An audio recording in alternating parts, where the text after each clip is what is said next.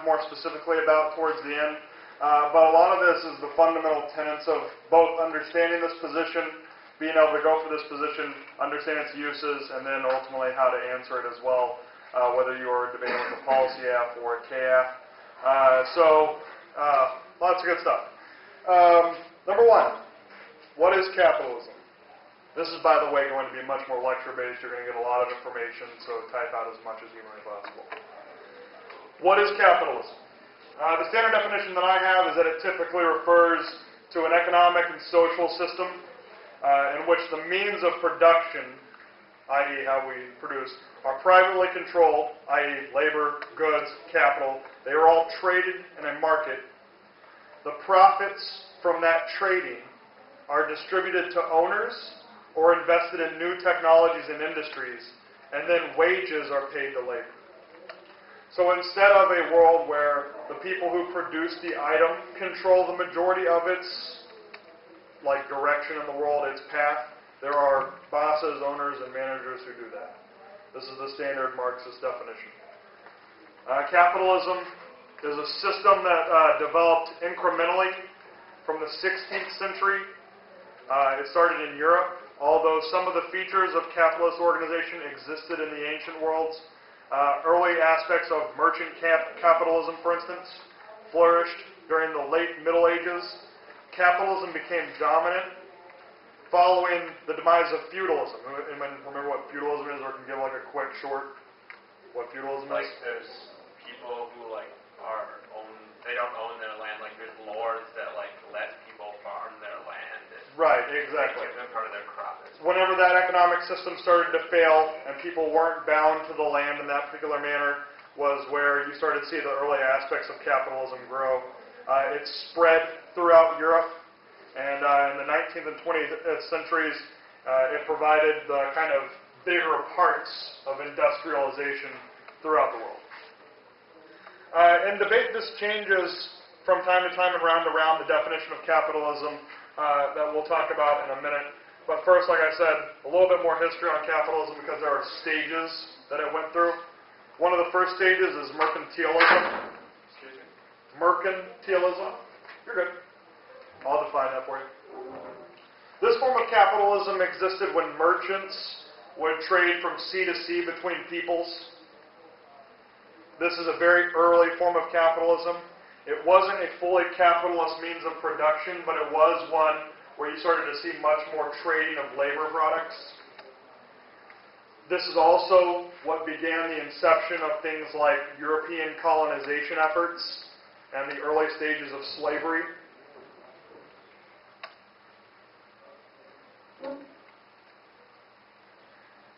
The next stage is industrialism. This is mid-18th century, so mid-1700s. This challenged those first mercantilist forms of economics, and there was the belief that the amount of world's wealth remained constant, and that a state could and should increase its wealth at the expense of other states. This is why there was so much battling in the European countries over, ultimately, economic matters, and colonization over economic matters. This is also what oversaw things like the Industrial Revolution. The industrialists replaced the merchant,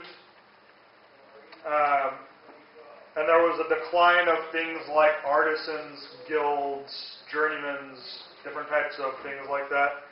During this period, the surplus that was caused by agriculture becoming much more developed because of, there was a stage in agriculture when we were farming where we started to mechanize it and we started to produce a lot more output for the crops that we were planting and stuff like that. Industrial capitalism marked the development of that, moving into things like the factory systems of manufacturing. P.S. I know this particular part of the history is boring. It gets more exciting and more debate related in the future, but this is part you kind of have to get the base part down to so you can see the stages. It's also important because when you're reading the literature, you'll read stuff about, that seems like it's from 2004, talking about mercantilist capitalism, and you'll cut cards like that, and then it won't matter what you're talking about because it's not that stage of capitalism. The next part was the invisible hand kind of theory that was developed by Adam Smith. Anybody know what this is? Yep. It says like the market will regulate itself, and you have to like there shouldn't be like control because the market is just like No real need for control. There's an invisible hand that pushes the market in certain directions.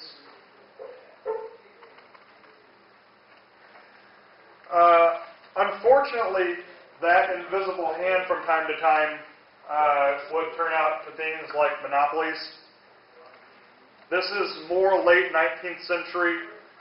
We were getting to kind of the excesses of the first industrial markets, and there was big businesses kind of going almost out of control. The control of large parts of the industry, like the steel industry or different places like that, came into control of people like large trust corporations, big financiers, big companies. This was dominated by what is called oligopolies. Anybody know what that is? Like styles where a very few amount of wealthy people control lots of wealth for a large span. they spell it. O-L-I-G-O-P-O-L-Y.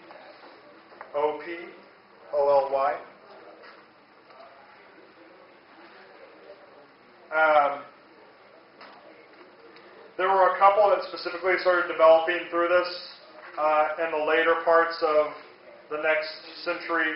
Things like petroleum industries, telecommunication industries, railroad, shipping, banking. All those had a lot of monopolies and control of them. These had corporations as well inside them. There were shareholders, owners, managers, etc. But for the most part, a very, very tight control was had, which is when you start having different types of control and stuff happen. Once those monopolies got too big, new economics theories came into place, and you saw new transactions happen in the government. The next one is Keynesianism.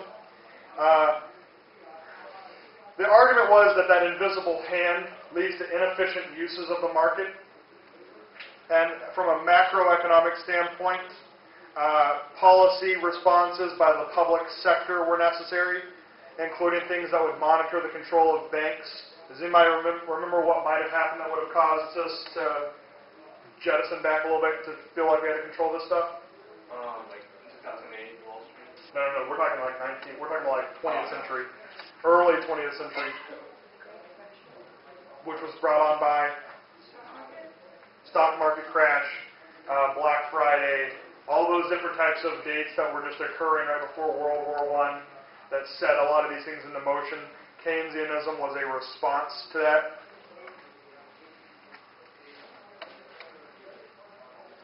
So that's a little bit of context to where we are today. The current stage of capitalism, because we've now moved to a point where we don't rely on Keynesianism. We do have regulations, but we don't have strong, constant regulations. There's some stuff that we just won't let go of, but not like huge stuff. We are now in the stage of neoliberalism. This is a political movement in which members of the American political left and American political right began to endorse free market positions, such as free market economics, globalized free trade, welfare reform. If you don't know what those things are, tell me and I can tell you what they are. Does anybody know what a free market is? The history of these next three parts might illuminate a little bit of that for you. The timeline goes that we started the first neoliberal order with the Bretton Woods system. Immediately after World War II,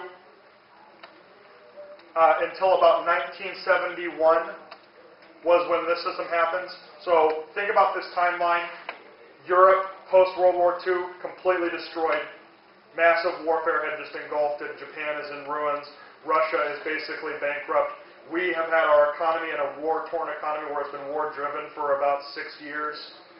So this is a very, even into Korea, this was a very, very unique economic time. This is also where you see things like the Marshall Plan come into play.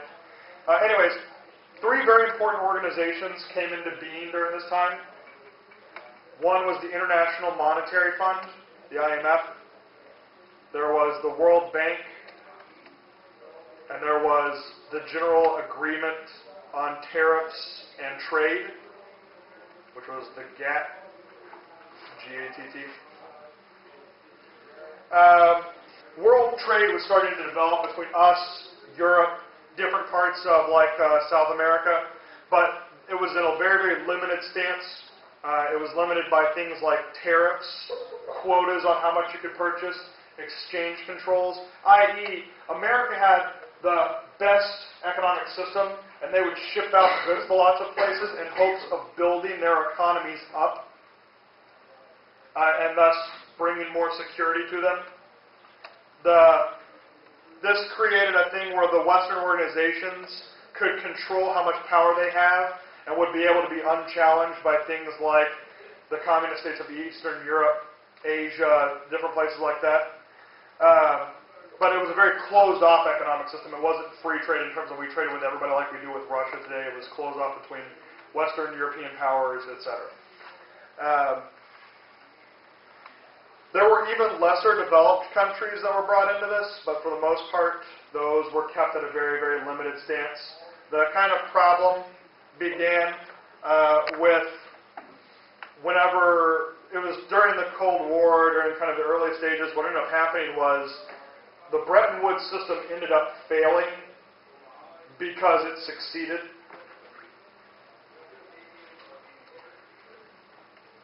What I mean by that is that its goal was to make those other economies stronger, even though they were dependent on the dollar, the U.S. dollar, to make things go. And once they became stronger, the need for those tariffs, quotas, and different stuff like that became slightly obsolete, and we had to stage a new economic system. So about 1971 was where it ended, and we replaced it with the interdependence system. What this ended up doing was we had a lot more technological innovation coming at this time too, that spurred a lot of these economic changes between all these different countries. Trade kept getting liberalized. Does anybody know what I mean by liberalized? Freer, which means less government control, I guess. Which means less tariffs. Those tariffs and those barriers to trade started getting broken down. And that allowed for more capital to flow out to the different countries at a much more free rate, etc. The kind of problem with this is that capital operates in almost an equilibrium in some facets whenever it's done correctly. And the whole problem was that we were interdependent with these other countries, which is to say that our economic system was sensitive to fluctuations that happened in their economic systems. So if Britain had an economic hiccup, we would feel it in certain profit losses where we were. This also meant that management of the economy became more difficult because it wasn't like after the first crash where we could just assume control of banks. Our assumption or taking control would have had effects on those other places.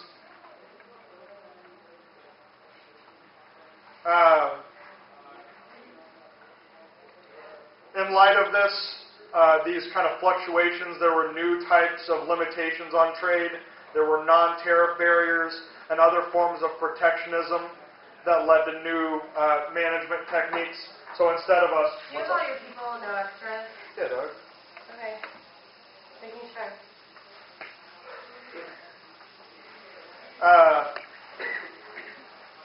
This enabled a form of what was called protectionism, where instead of us having tariffs where something would get taxed once it crossed the border, we would have protectionist measures to help.